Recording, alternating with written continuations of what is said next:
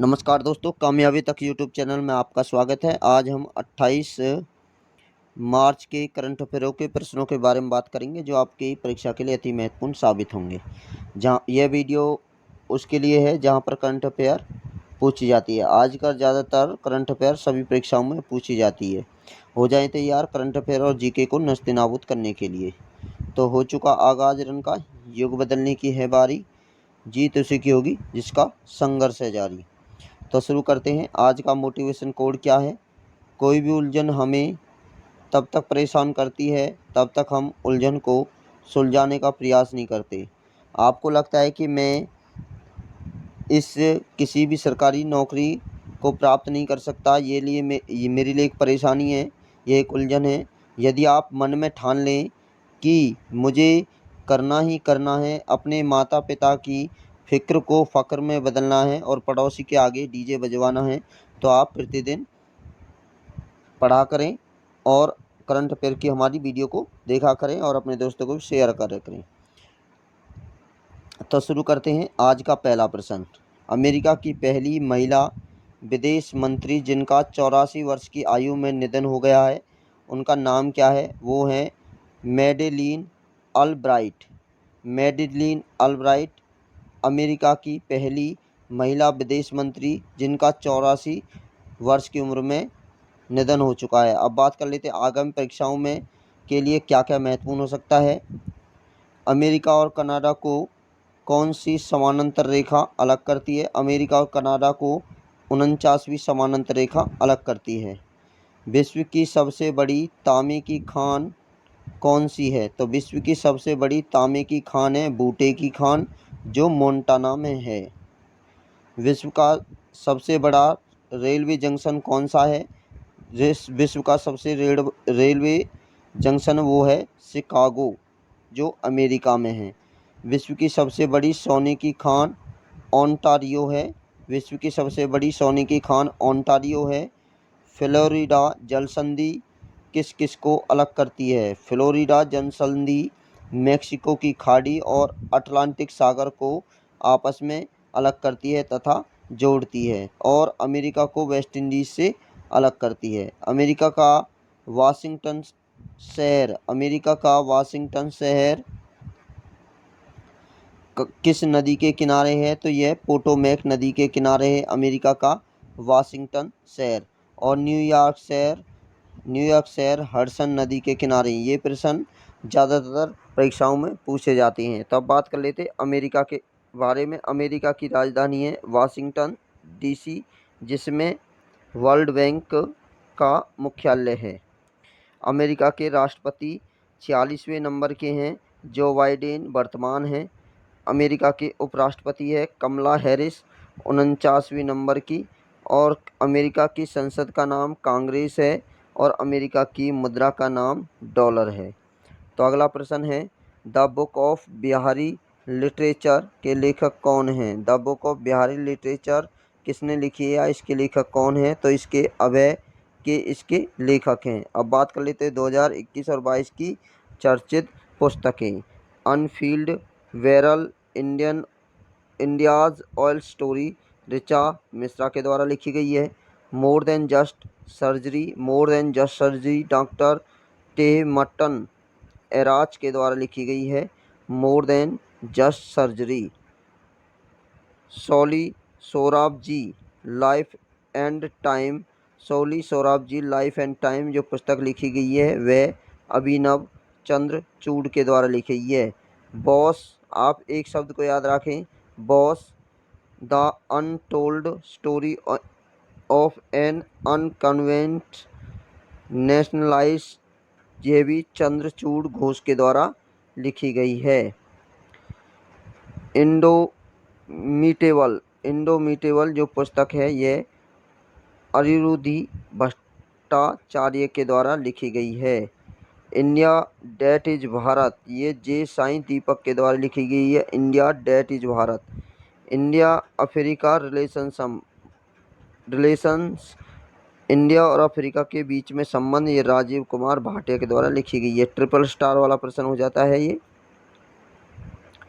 तीसरा प्रश्न, रेडियो और टेलीविज़न कार्यक्रमों के आदान-प्रदान के प्रसार भारती ने किस देश की special broadcasting service SBS special broadcasting service के साथ भागीदारी की है?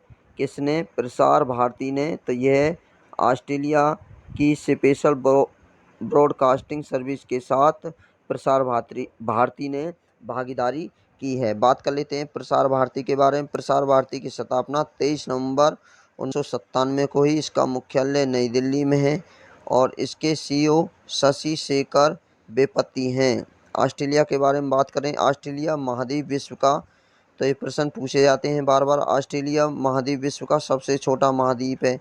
तो विश्व का सबसे छोटा महाद्वीप ऑस्ट्रेलिया है और सबसे कम जनसंख्या वाला भी महाद्वीप ऑस्ट्रेलिया है। ऑस्ट्रेलिया द्वीप को लैंड ऑफ कंगारू, प्यासी भूमि का देश आदि नामों से भी जाना जाता है। मर्रे और डार्लिंग ऑस्ट्रेलिया की प्रमुख नदियां हैं। तो ऑस्ट्रेलिया में कौन सी मर्रे और डार्लिंग नदियां बहती हैं? माउंट कोसियुजको ऑस्ट्रेलिया का सबसे ऊंचा पर्वत शिखर है। तो ऑस्ट्रेलिया का सबसे ऊंचा पर्वत शिखर माउंट कोसियुजको है। विश्व प्रसिद्ध ग्रेट बैरियर रीफ ऑस्ट्रेलिया में स्थित है। ग्रेट बैरियर रीफ कहाँ स्थित है? ऑस्ट्रेलिया में स्थित है। ऑस्ट्रेलिया के घास के मैदानों को डाउन्स कहा जाता है। अब बात कर लेते हैं ऑस्ट्रेलिया के बारे में। तो ऑस्ट्रेलिया की राजधानी है कैनबरा। ऑस्ट्रेलिया के प्रधानमंत्री का नाम है स्कॉट मॉरिसन और ऑस्ट्रेलिया की मुद्रा का नाम है ऑस्ट्रेलियन डॉलर। प्रश्न नंबर 4, हाल ही में RBI गवर्नर शक्तिकांत दास ने किस स्थान पर रिजर्व बैंक इनोवेशन RBIH का उद्घाटन किया है? तो ये किया है बेंगलुरु के अंदर। भारत का पहला डिजिटल वाटर बैंक, जिसे एक्वेरियम डिजिटल वाटर बैंक भी बेंगलुरु में शुरू किया गया था या स्थापित किया गया। अब बात कर लेते हैं बेंगलुरु में स्थित किस किस के मुख्यालय हैं। तो इम्पोर्टेंट होता था इसरो का मुख्यालय, फ्लिपकार्ट का मुख्यालय, फ़ोनपे का मुख्यालय, विप्रो का मुख्यालय और इन्फोसिस का मुख्यालय, रेल व्हील फैक्ट्री का मुख्यालय, कैनरा बैंक का मुख्यालय और उज्जीवन स्माइल फाइनेंस बैंक का मुख्यालय। ये सभी मुख्यालय कहाँ हैं? बेंगलुरु में। तो इम्पोर्टेंट हो जाते हैं फ्लिपकार्ट, फ़ोनपे और इसरो, ये बेंगलुरु में इसके मुख्यालय स्थित हैं। प्रश्न नंबर नेक्स्ट, व्यापार और विकास पर संयुक्त राष्ट्र सम्मेलन अनसीटेड ने 2022 के लिए भारत की GDP ग्रोथ रेट कितने रहने का अनुमान लगाया है? तो किसने? व्यापार और विकास संयुक्त राष्ट्र सम्मेलन ने भारत की GDP ग्रोथ को 2022 में 4.6 रहने का अनुमान लगाया है। अब बात कर लेते हैं अनसीटेड के बारे में। इसकी स्थापना 30 दिसंबर 1964 को ही। इसका मुख्यालय जनेवा स्विट्जरलैंड में है। इसके महासचिव का नाम है रेबेका ग्रीनस्पेस, इसके महासचिव का नाम। अब बात कर लेते हैं जनेवा में किस किस के मुख्यालय हैं। अंतर्राष्ट्रीय विधि आयोग ILC का मुख्यालय जनेवा में है। ILO का मुख्यालय जनेवा में है। WHO का मुख्यालय जनेवा में है। WIPO का मुख्यालय, WMO का मुख्यालय, UNHCR का मुख्यालय, UNHRC का मुख्यालय, office of the United nation high commission for human right का मुख्यालय, international committee of the red cross का मुख्यालय, इंटरनेशनल ऑर्गेनाइजेशन ऑफ स्टैंडर्डाइजेशन का मुख्यालय। ये सभी मुख्यालय जनेवा स्विट्जरलैंड में स्थित हैं। अगला प्रश्न, नीति आयोग के निर्यात तैयार सूचकांक 2021 में कौन सा राज्य शीर्ष पर रहा है? तो नीति आयोग के निर्माण तैयारी सूचकांक में पहले स्थान पर गुजरात रहा है। नीति आयोग के बारे में बात करें तो इसकी फुल फॉर्म है national institute for transforming India. National institute for transforming of India इसकी फुल फॉर्म है। इसकी स्थापना 1 जनवरी 2015 में हुई। इसका मुख्यालय नई दिल्ली में है। इसके उपाध्यक्ष हैं राजीव कुमार और यह एक गैर संवैधानिक निकाय है और इसके कार्यकारी अधिकारी CEO हैं अमिताभ कांत वर्तमान में, और इसके जो अध्यक्ष होते हैं वो माननीय प्रधानमंत्री होते हैं। बात करते हैं गुजरात के कुछ महत्वपूर्ण करंट अफेयर। गुजरात में Vikram Sarabhai children innovation centre का उद्घाटन किया गया है। तो Vikram Sarabhai children innovation centre Gujarat में स्थापित किया गया है। वतन प्रेम योजना शुरू किसने की है? गुजरात ने की है। कृषि विविधीकरण योजना गुजरात ने लॉन्च की है।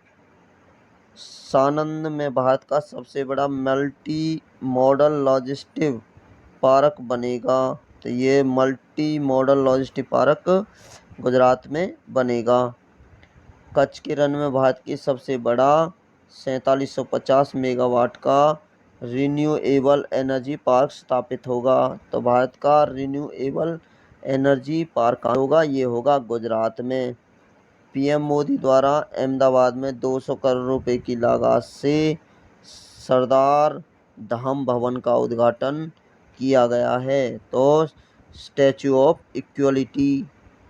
इक्वलिटी की भी स्थापना गुजरात में अहमदाबाद में माननीय प्रधानमंत्री ने की। प्रधानमंत्री मोदी द्वारा अहमदाबाद में भारत में सबसे बड़े aquarium aquatic gallery, robotic gallery या नेचर पार्क का उद्घाटन गुजरात में किया गया। अब बात कर लेते गुजरात के गठन और क्या क्या नेशनल पार्क हैं, कितनी लोकसभा की सीट है, राज्यसभा की सीट है, राज्यपाल कौन है और लोक नृत्य अभ्यारण्य कौन कौन से। तो गुजरात के बारे में बात करें तो इसका जो गठन है वह 1 मई 1960 को हुआ था। इसमें जिलों की संख्या की बात करें तो 33 है। राजधानी इसकी गांधीनगर है। वर्तमान मुख्यमंत्री भूपेंद्र पटेल हैं।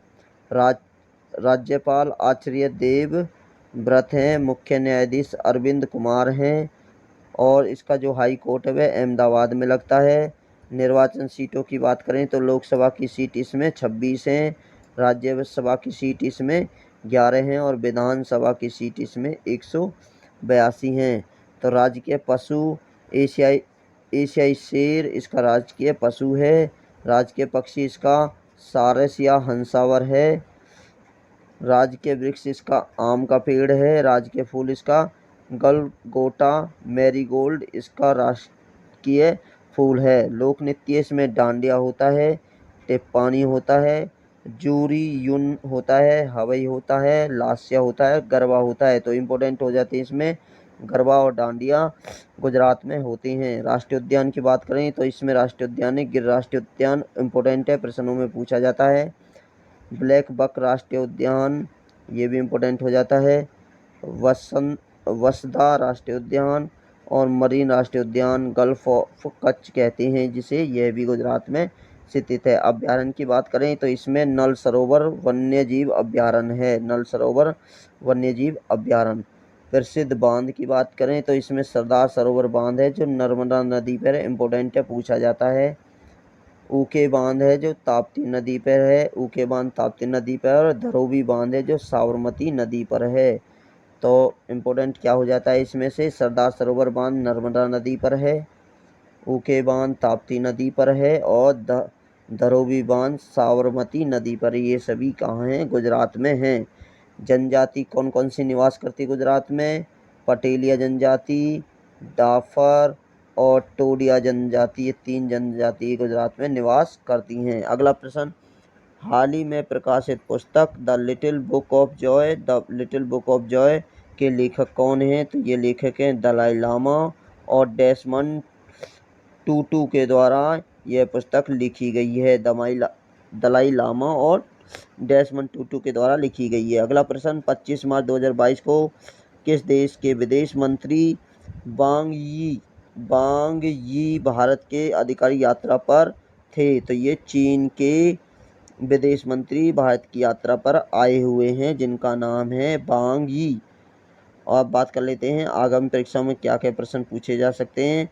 भारत और चीन के बीच अंतर्राष्ट्रीय सीमा कौन सी रेखा स्थित है? तो ये मैकमोहन रेखा है जो भारत और चीन की सीमा को अलग करती है। तो इम्पोर्टेंट पोर्शन हो जाता है जियो के पॉइंट ऑफ व्यू से। अब बात करें चीन में बिम्स्टेक की स्थापना चीन में बिम्स्टेक, एक मिनट हम आगे बात करें इसके बारे में, बाद में बात करेंगे। अगला प्रश्न है तो बिम्स्टेक के बारे में बात करेंगे, बिल्कुल आपको बताएंगे। श्रीलंका की जो मीटिंग हो रही है, बिम्स्टेक की मीटिंग श्रीलंका में हो रही है, उसके बारे में आपको बाद में बताएंगे।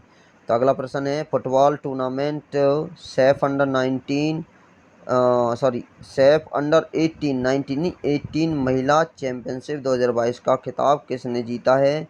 तो सेफ अंडर 18 महिला चैंपियनशिप का खिताब हमारे भारत ने जीता है, और इस किसे हराकर? बांग्लादेश को हराकर जीता है। तो सेफ अंडर 18 एशियन फुटबॉल, अब सैफ के बारे में बात करें, साउथ एशियन फुटबॉल फेडरेशन इसकी फुल फॉर्म है। इसकी स्थापना 1997 में हुई। इसका मुख्यालय बांग्लादेश की राजधानी ढाका में है, और इसके अध्यक्ष हैं काजी सलाउद्दीन। महासचिव है इसके अरबुल हक, और सैफ में 7 सदस्य देश हैं। सैफ अंडर 18 महिला चैंपियनशिप हमारे भारत ने जीती है, किसे हराकर? बांग्लादेश को हराकर जीती है। अगला प्रश्न, निम्न में से किस राज्य की पुलिस ने रक्षा बल हेल्प डेस्क की स्थापना की है? तो रक्षा बल हेल्प डेस्क की स्थापना उत्तराखंड के द्वारा की गई है। अब बात कर लेते हैं उत्तराखंड के आगामी करंट अफेयर प्रश्न या परीक्षा में पूछे जाने वाले प्रश्न करंट उत्तराखंड से क्या क्या हो सकते हैं। अल्मोड़ा जिले में रानीखेत में भारत का पहला घास संरक्षण क्षेत्र स्थापित किया गया। तो भारत का पहला घास संरक्षण क्षेत्र उत्तराखंड के रानीखेत में स्थापित किया गया। नैनीताल में हल्द्वानी के लाल कुआं वन अनुसंधान केंद्र में देश की पहली सुरभि वाटिका स्थापित की गई। तो प्रश्न पूछा जाता है सुरभि वाटिका कहाँ स्थापित की गई? उत्तराखंड में। दूध मूल्य प्रोत्साहन योजना उत्तराखंड ने शुरू की है। मुख्यमंत्री घसियारी कल्याण योजना उत्तराखंड ने शुरू की है। रोपवे निर्माण के लिए केंद्र के साथ समझौता करने वाला भारत का पहला राज्य बना है। रोपवे निर्माण के साथ समझौता करने वाला पहला राज्य। नैनीताल के हल्द्वानी में उत्तर भारत की सबसे बड़े विशेष वनस्पति उद्घाटन, जिसका नाम है पालमेटम उत्तराखंड ने शुरू की है। रानीखेत में भारत की सबसे बड़ी ओपन एयर फर्मी उत्तराखंड में शुरू की गई है। चमोली जिले के माना गांव में देश के सबसे ऊंचा हर्बल गार्डन पार्क स्थापित किया गया है। राज्य का ब्रांड एम्बेसडर 2 बने हैं, अक्षय कुमार और ऋषभ पंत। किस राज्य के? उत्तराखंड के। देहरादून में चक्राता शहर में भारत का पहला क्रिप्टोगेमिक गार्डन स्थापित उत्तराखंड में किया गया है। क्रिप्टोगेमिक गार्डन उत्तराखंड में स्थापित किया गया है। और 100% साक्षरता वाला देश का पहला जिला उत्तराखंड का देहरादून बना है। उत्तराखंड के बारे में बात करें तो उत्तराखंड की स्थापना 9 नवंबर 2000 को ही। इसमें जिले 13 हैं। राजधानी इसकी देहरादून और गैरसैंण है। देहरादून विंटर में यूज की जाती है और गैरसैंण समर में हो जाती है राजधानी। मुख्यमंत्री इसके पुष्कर धामी हैं, जो दूसरी बार उत्तराखंड के मुख्यमंत्री बने। इसके राज्यपाल गुरमीत सिंह है। मुख्य न्यायाधीश संजय कुमार इसके मुख्य न्यायाधीश हैं। निर्वाचन सीट की बात करें तो इसमें लोकसभा की सीट 5 हैं, राज्यसभा की 3 है और विधानसभा की इसमें 70 सीटें हैं। राजकीय पशु इसका कस्तूरी मृग है। राजकीय पक्षी इसका मोनाल है। वृक्ष इसका बुरांश है। राजकीय फूल इसका ब्रह्म कमल है। और खेल इसका फुटबॉल है उत्तराखंड का। लोक नृत्य इसमें बरादा नाती, भोटिया, जोहरा, पांडव, चपादी, कुमायूं, गढ़वाली, लांगवी नृत्य इसमें होते हैं। राष्ट्रीय उद्यान इसमें रामगंगा राष्ट्रीय उद्यान, गंगोत्री राष्ट्रीय, Rajaji valley of flower Uttarakhand में ही स्थित गोविंद राष्ट्रीय उद्यान और नंदा देवी राष्ट्रीय उद्यान उत्तराखंड में स्थित हैं। बांध की बात करें तो टेहरी बांध है, मनेरा बांध है, कोटेश्वर बांध है जो भागीरथी नदी पर है, लखवार बांध है यमुना नदी पर, धौली गंगा बांध है जो धौली गंगा नदी पर स्थित है। इसमें जनजाति कौन कौन सी निवास करती हैं? थारू जनजाति, कोय, मारा, भोट और नीति जनजाति इसमें निवास करती हैं। तो इसमें कौन कौन से दर्रे गुजरते हैं उत्तराखंड में? लिपुलेख दर्रा, माना दर्रा, नीति दर्रा, थागाला दर्रा, मुलिंगला दर्रा, तुंजुनला दर्रा, बालाचाल दर्रा, कियोगाद दर्रा और लामपिया दर्रा उत्तराखंड से गुजरते हैं। अगला प्रश्न, भारतीय बैडमिंटन संघ BAI के नए महासचिव कौन बने हैं? तो ये बने हैं संजय मिश्रा। तो भारतीय बैडमिंटन संघ की स्थापना 1934 में हुई। इसका हेडक्वार्टर नई दिल्ली के अंदर है। अगला प्रश्न, अंतर्राष्ट्रीय श्रम संगठन ILO के महानिदेशक कौन बने हैं? तो ये बने हैं गिलबर्ट हांगवे बने हैं अंतर्राष्ट्रीय श्रम संगठन, और इसका जो मुख्यालय है यह जिनेवा में है। कहाँ है? जिनेवा में इसका मुख्यालय है। अंतर्राष्ट्रीय श्रम संगठन की स्थापना 11 अप्रैल 1919 को हुई। उसका मुख्यालय जिनेवा स्विट्जरलैंड में है।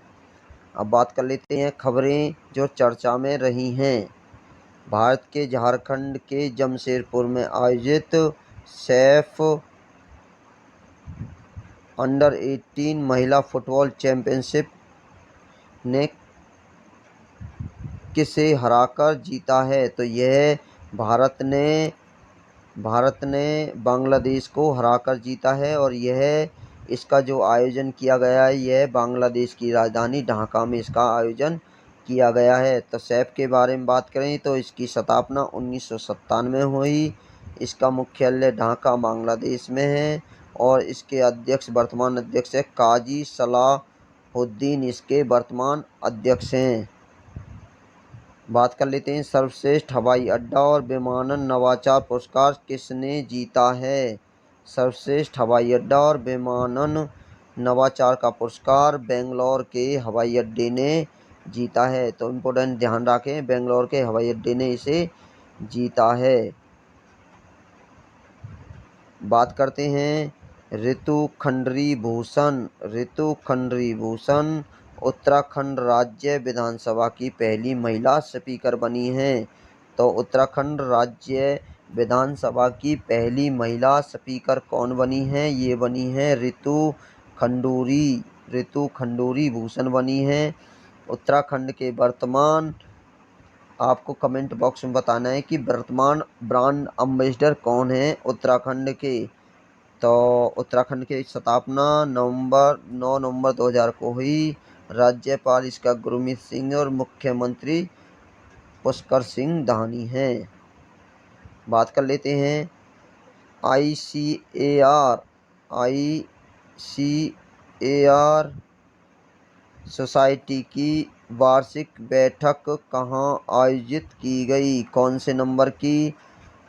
93 नंबर की ICAR की जो वार्षिक बैठक है वह आयोजन उसका कहाँ किया गया? इसका आयोजन किया गया है नई दिल्ली के अंदर। तो ICAR के बारे में बात करें तो इसकी स्थापना 16 जुलाई 1929 को हुई।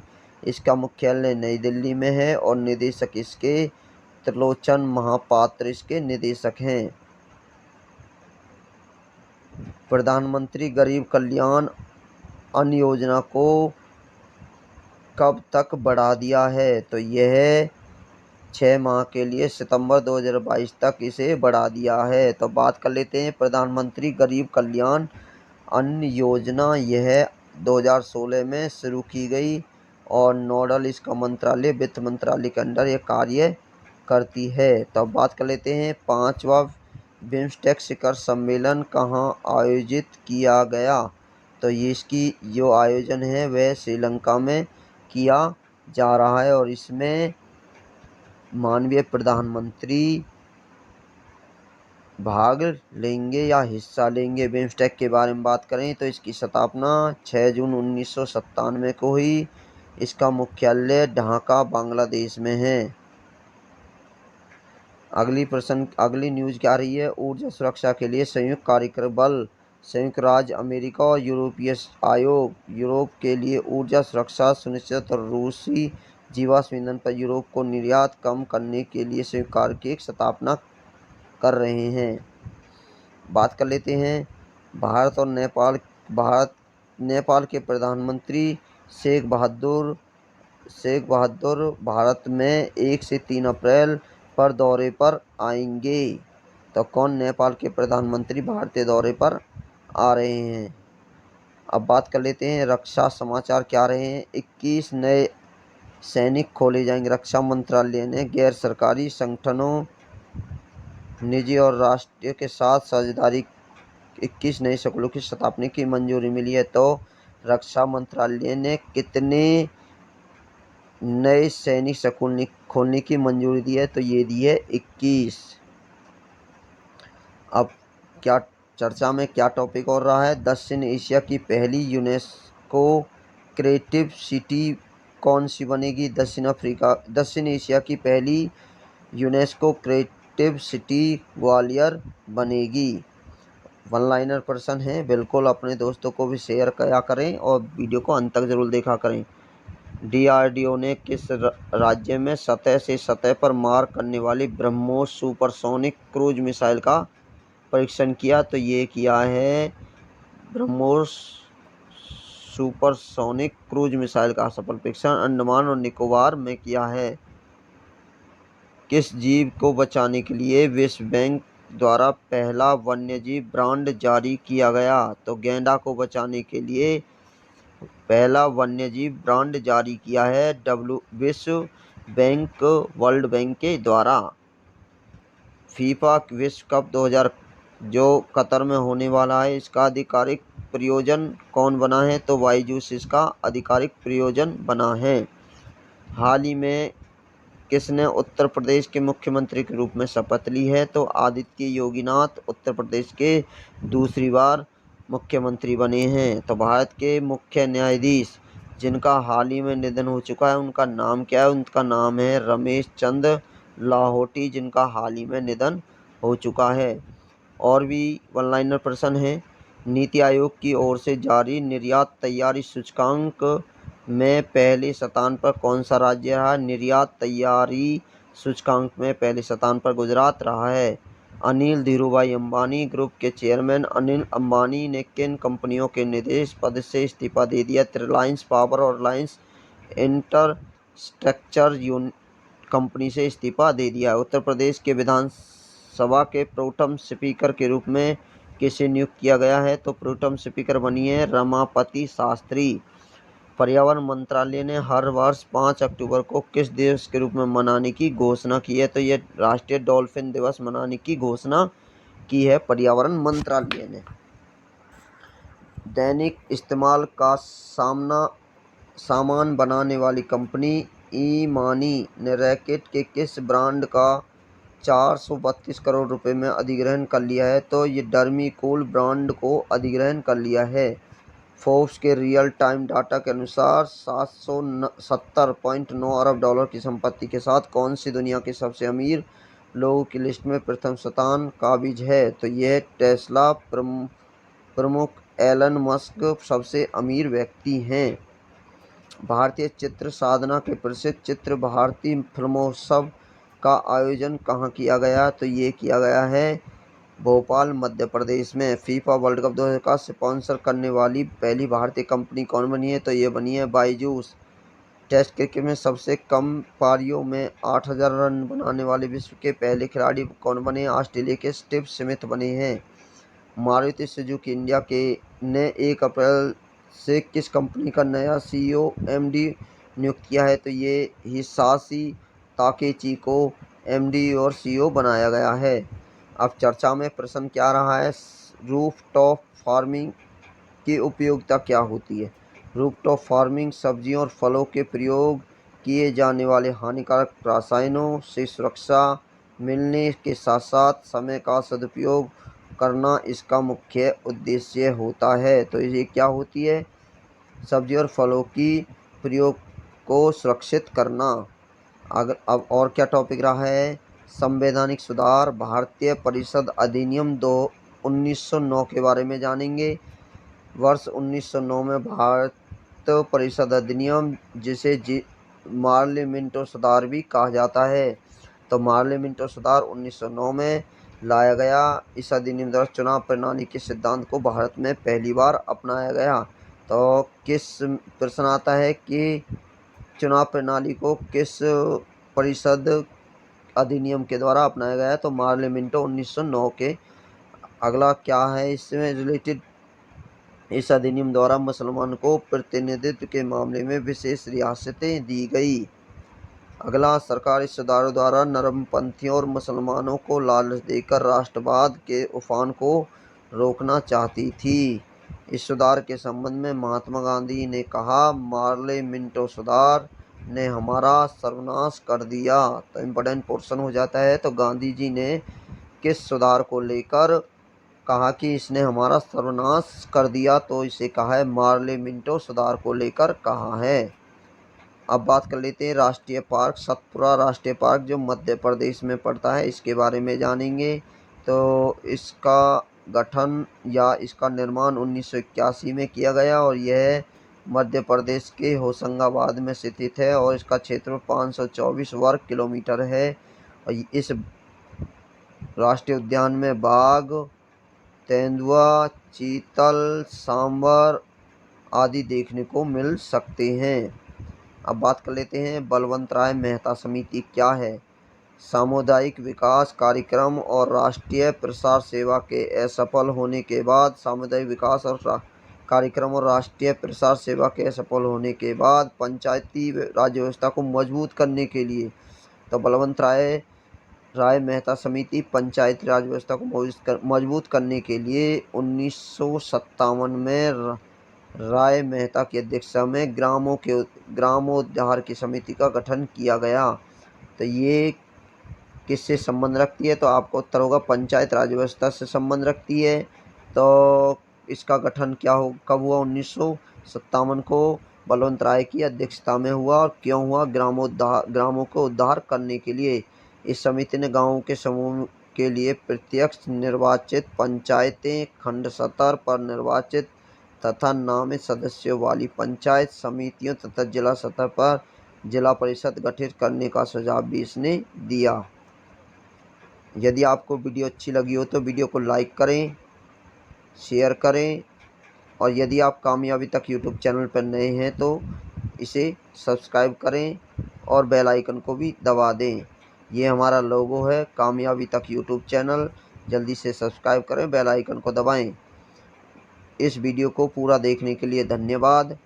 यदि आपको इस वीडियो की PDF चाहिए तो हमें व्हाट्सएप, टेलीग्राम आदि पर संपर्क कर सकते हैं। हमारा नंबर है 9802772612। इस नंबर पर हमें व्हाट्सएप करें और हमारे टेलीग्राम चैनल को भी ज्वाइन कर सकते हैं जिसका नाम है कामयाबी तक।